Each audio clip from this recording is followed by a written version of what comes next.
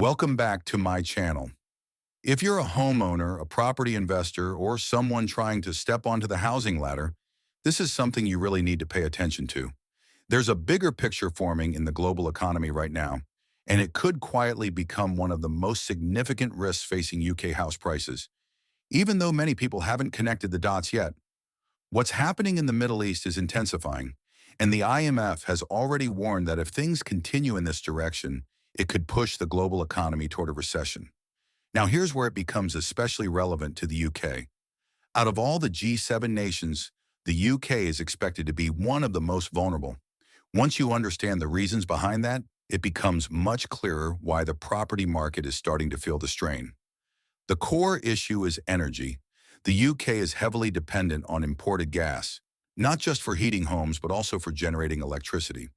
On top of that, the country has very limited gas storage, roughly enough for around 12 days. When you compare that with other countries, the difference is stark. France can rely on over 100 days of storage, Germany close to 90 days, and Austria has enough reserves to last about a year. In contrast, the UK only stores a small fraction of its annual gas needs. So how did the UK end up in this position? For many years, the country followed what's known as a just-in-time energy approach. At the time, it worked well because the North Sea was producing large amounts of gas domestically.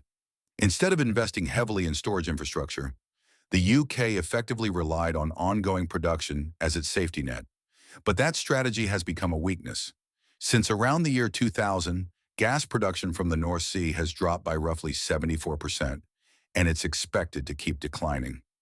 As a result, the UK has shifted from being energy self-sufficient to relying heavily on imports.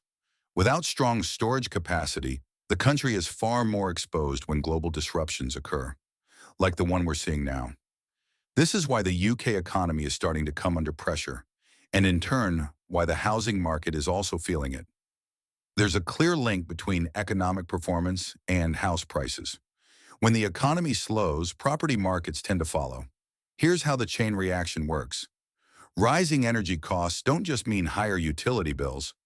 They push inflation higher. When inflation increases, the Bank of England typically responds by raising interest rates. That's exactly why swap rates have been climbing and why fixed mortgage rates are becoming more expensive across the market. In many ways, it feels like a game of snakes and ladders. Just when it seemed like things were improving, a major setback has pulled everything back to where it was a few years ago. Of course, if the geopolitical situation improves quickly, energy prices could stabilize, which would ease some of the pressure. But if tensions continue, the strain will keep building, and the property market will likely remain under pressure. From my perspective, running property-related businesses and being involved in thousands of transactions each year, the shift is already visible. There's been a noticeable increase in sellers who want to move quickly. Many of them have already tried selling through traditional estate agents without success. They may have had viewings or even initial offers, but those deals didn't complete. The reality is that the market they expected to sell in no longer exists in the same way. Prices that worked 6 months ago don't always hold up today. To give you a clearer idea, we've handled significantly more property sales recently compared to the same time last year. That's not because the market is booming. It's because more sellers are struggling and looking for alternative solutions to secure a sale. Even so, it's clear that conditions are getting tougher. Deals are still happening, but they require more effort. The reason comes down to a shift in balance. As mortgage rates rise, buyers can afford less. When affordability drops, buyers either lower their offers or step out of the market altogether. That leads to reduced demand.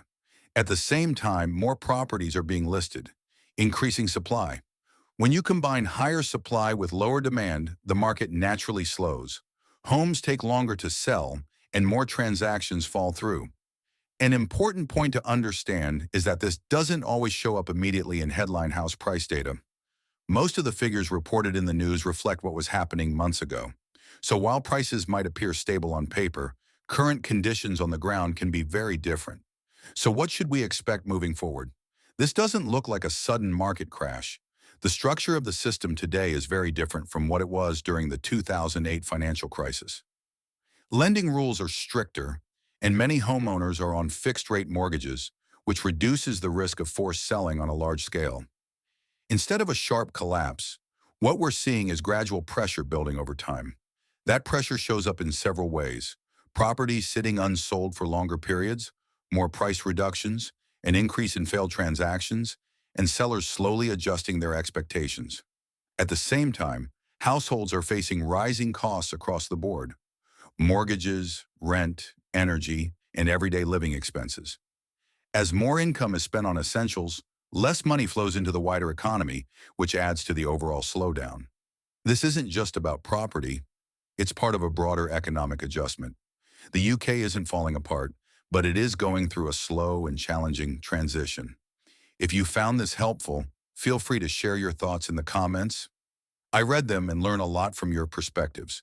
And if you're having difficulty selling your property or just want to explore your options, you can reach out to my team for a conversation about how we might be able to help. And if you want to stay informed about what could happen next in the UK property market, check out the next video on the channel. Like, comment, and subscribe.